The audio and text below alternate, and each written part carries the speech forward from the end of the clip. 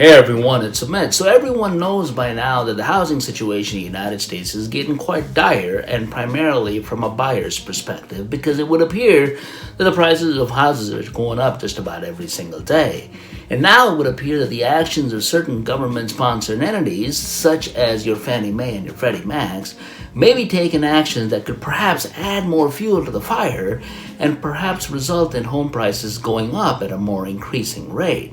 So let me explain this a little bit further, but before I get too far into it, don't forget to smash that like button for the YouTube algorithm, subscribe to the channel, ring that notification bell, and let's get into it. Initially, it's important to understand what is the role that Fannie and Freddie basically play in the housing market. So bar none, it is a very critical role, okay? Fannie and Freddie are very important to create a certain amount of liquidity in the housing market. What they basically do is they buy loans from lenders. So a lender would effectively give a loan to an end consumer, and then Fannie and Freddie will basically go out and buy those loans from the lender, in certain instances package them and sell them off to other investors. So it's important because it basically creates a bit of a backstop in terms of the risk that is basically held on a lender's book. So what it would effectively allow the lender to do now is to then go out and give out more loans to the end consumer at hopefully lower interest rates. So hopefully, so far so good. Now, when it comes to Fannie and Freddie, they're not completely out of their mind. They're not willing to buy just about any type of loan that is out there. They do have certain standards, if you will, and that's what differentiates a conforming loan from a non-conforming loan. If you have a conforming loan, it basically means that you've met the underwriting standards of both Fannie and Freddie. So all that paperwork that you put in when you're buying a home, right? You show them your credit score, your sources of income, and how much of a down payment you're putting in, all of this other good stuff. It goes towards determining whether your loan effectively ends up becoming a conforming loan or not. Now, with that said, one of the elements in terms of determining whether it's a conforming loan is that Fannie and Freddie basically have a limit. They have a limit in terms of what that loan amount is going to be, above which they will say that they're not willing to buy that particular loan from the lender. And that loan limit in 2021 was $548,250.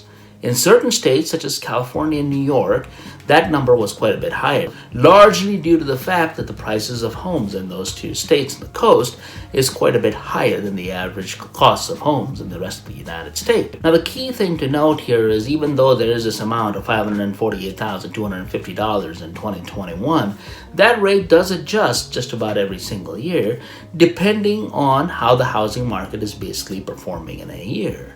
And this is where it gets challenging because year over year, the housing market on average has generated about an 18.5% return from 2020 going into 2021 due to a myriad of different reasons.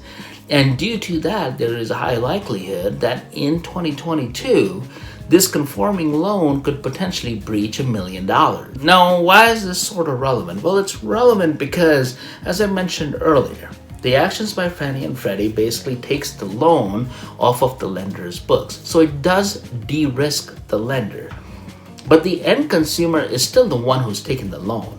So now if you're taking a loan for $800,000 and previously you were taking a loan for $500,000 or whatever it is to that effect, it would basically mean that the end consumer is still on the hook for that particular loan.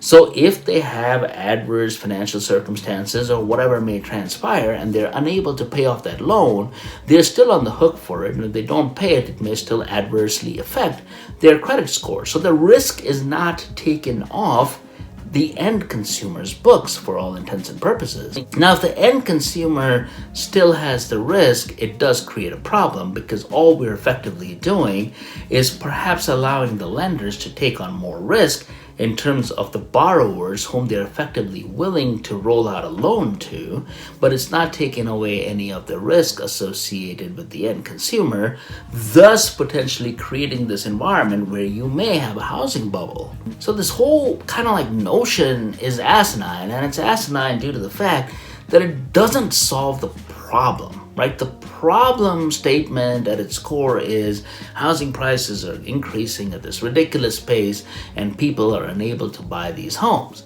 The root cause of this particular issue is due to the fact that there's not enough supply, and that is what's resulting in home prices increasing at an increasing rate. If there were more homes available to satisfy the demand, by default there would be some level of equivalency or equilibrium, and home prices would not necessarily go up at the rate that they are right now.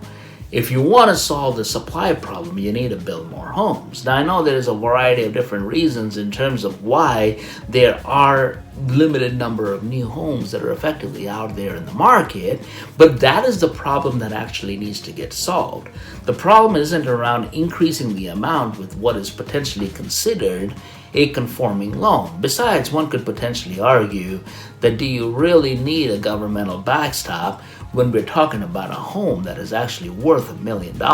Now, I know saying supply-related challenges, this and that, it may appear easy, and I know it's a complicated problem to solve because you've got rising commodity prices, you've got labor shortages, you've got all this other stuff that I've covered off in different videos. But that is the problem that actually needs to get solved.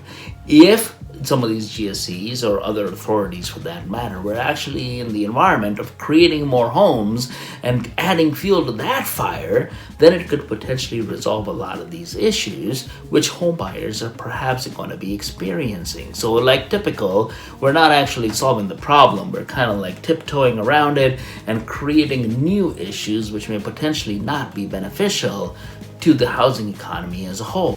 What are your thoughts? Include it in the comments below. I hope you enjoyed the contents of this video. Don't forget to like, subscribe, and ring that notification bell, and I'll see you in the next one.